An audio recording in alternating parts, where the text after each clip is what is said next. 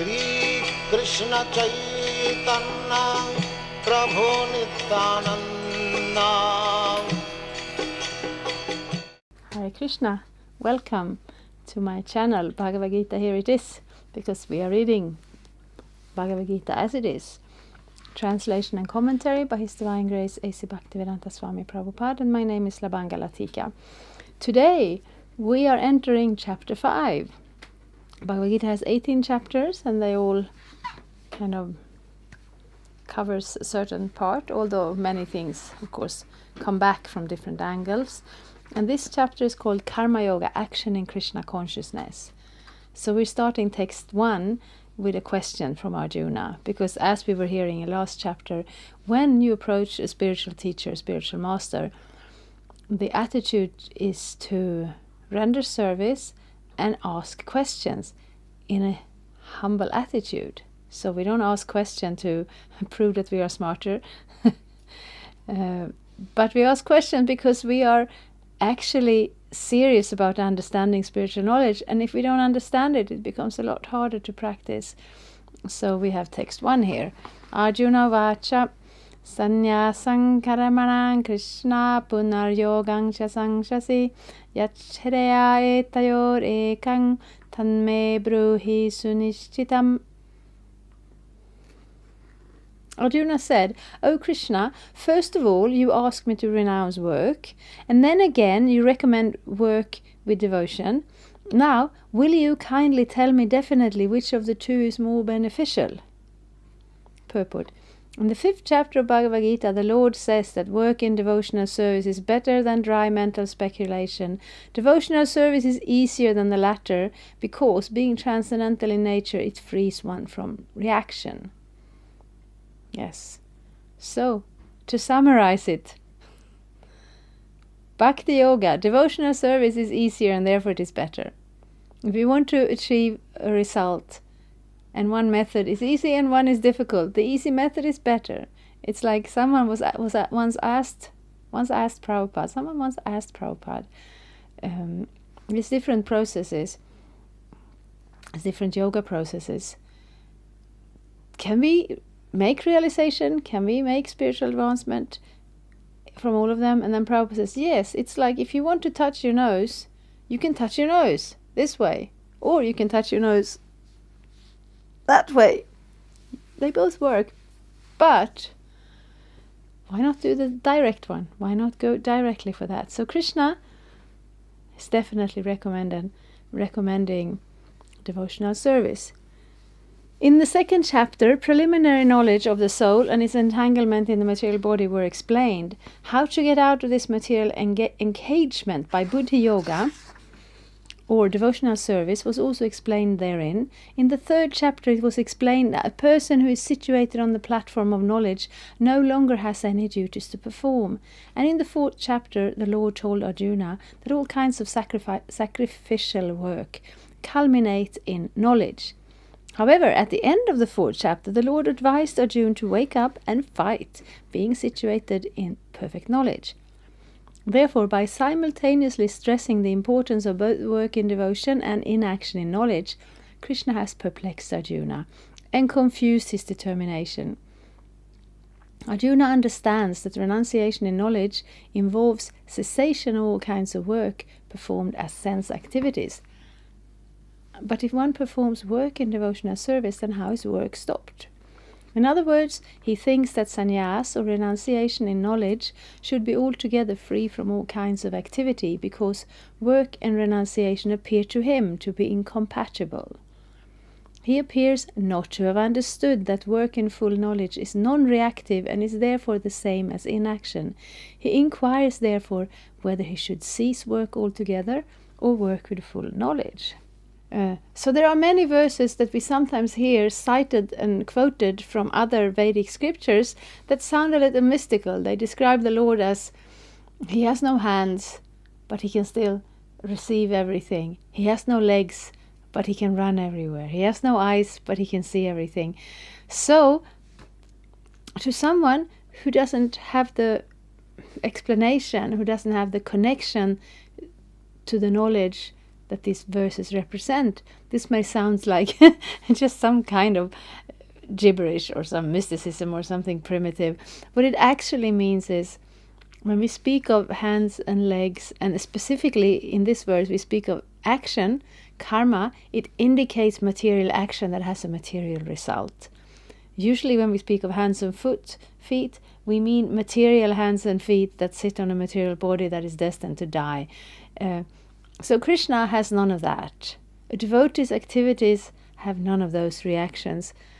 But still, something is being done. Still, the Lord has his own personal body, and he moves here and there, and he's present in every atom in every universe, as well as in the spiritual world. So, when something is said in a short form, and the hearer doesn't have sufficient knowledge to begin with, then it sounds confusing.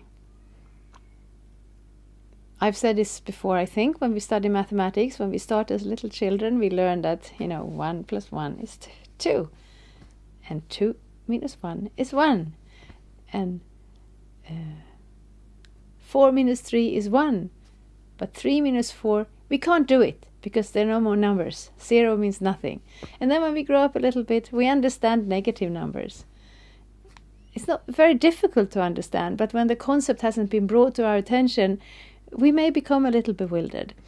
So in a similar way, this is the opposite of negative numbers. In this material world, we have actions, we have senses, we have all of that. This doesn't mean the spiritual world, nothing is there. But in a material sense, nothing material is there. But whatever is there is of a spiritual nature, which is a higher nature. Krishna, we, at the point of self-realization, at the point of giving up the material concept of life and understanding our spiritual nature, we don't become void. We don't disappear. We don't give up our personality. We wake up from this limited, illusory identification, and we come to our real person, our real knowledge, our real senses.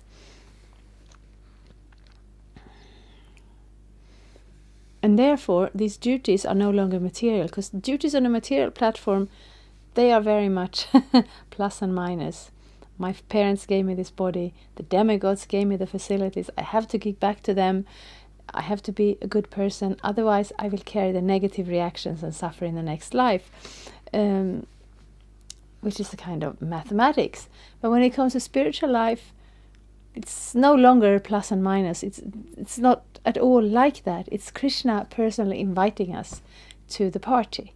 Here we may, work for a good result, and then we do negative work, we get some suffering, which is very complicated, but at the same time, it's part of that material concept that we are presently within. Spiritual world is totally beyond it. And a person who is realized in his spiritual identity, but is present in this world, that person's activities will also be spiritual and will be a little bit difficult to understand from the outside. And maybe for a person who is an aspiring transcendentalist who wants to start his spiritual life, it's also a little bit confusing from the inside, how to balance this. And actually even, I'm a member of the Hare Krishna, of the International Society for Krishna Consciousness, and Prabhupada founded this movement in order to give us Krishna consciousness, that we can realize it ourselves, and also that we'll be able to give it to others. And he gave many instructions. He set up things when he was here, and he also gave the long-reaching instruction that we should start the Varnashram structure in this world that has been kind of forgotten for thousands of years. And it's very difficult. And often the difficulties in understanding it comes back to this verse. We are supposed to renounce material activities, and are we now supposed to establish Varnashram? And then some people say, no, we shouldn't do Varnashram because it's material. And other people say, we should do Varnashram because it's described here, and therefore all our activities should be in line because our activities should be good and not bad. So we can easily make the same mistake as these traditional, I shouldn't say misunderstandings exactly, because they are bona fide parts of the Vedic path, but they are not on the level of complete realization.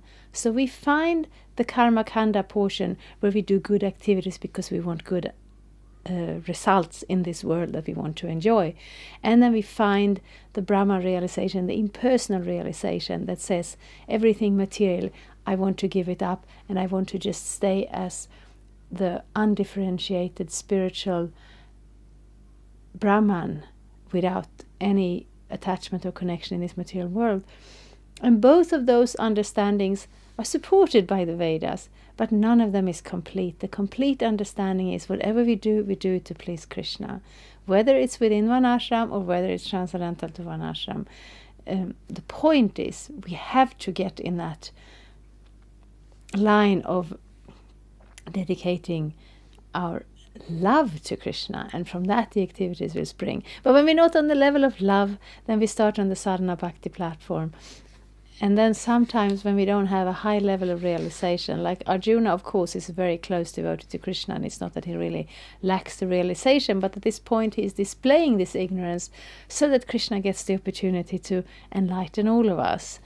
And that confusion between knowledge and activity and devotion, he's not the first to have that doubt, and he's definitely not the last. And in that way, Krishna will have the opportunity to put it here in Bhagavad-gita for all of us forever.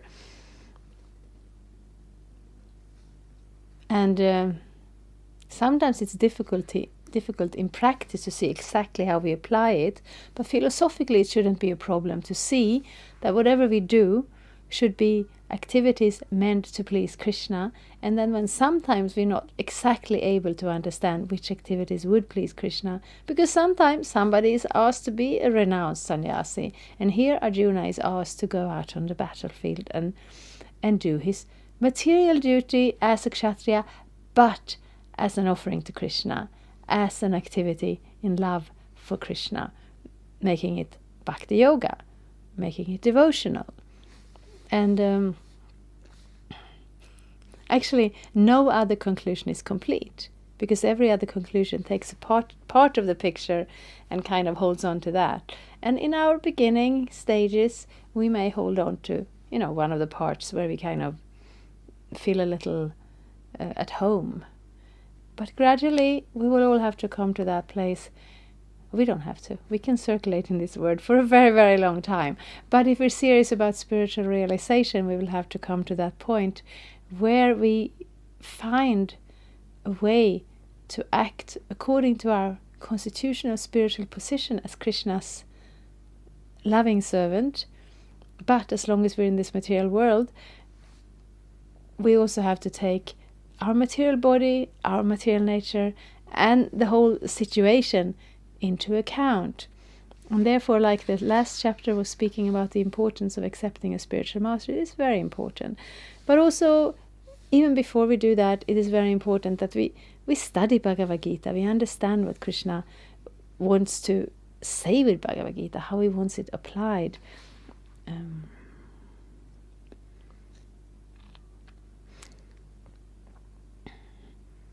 Arjuna understands that renunciation in knowledge involves cessation of all kinds of work performed as sense activities. But if one performs work in devotional service, how is work stopped?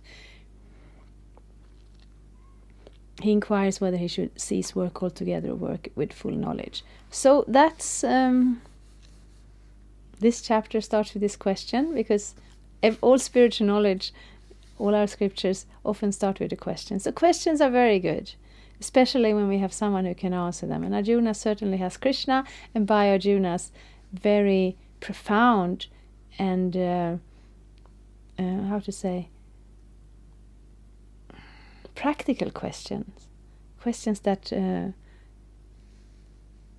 helps us get further in our knowledge, that we don't get stuck on some question that we can't resolve and therefore we give up the whole project.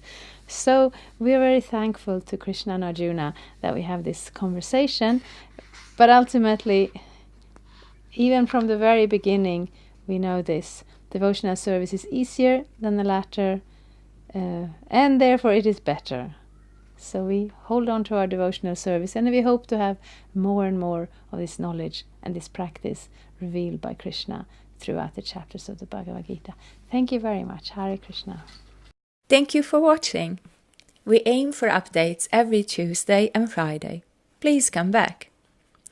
If you have any questions or comments, please leave them down there. We also have some links and information for you.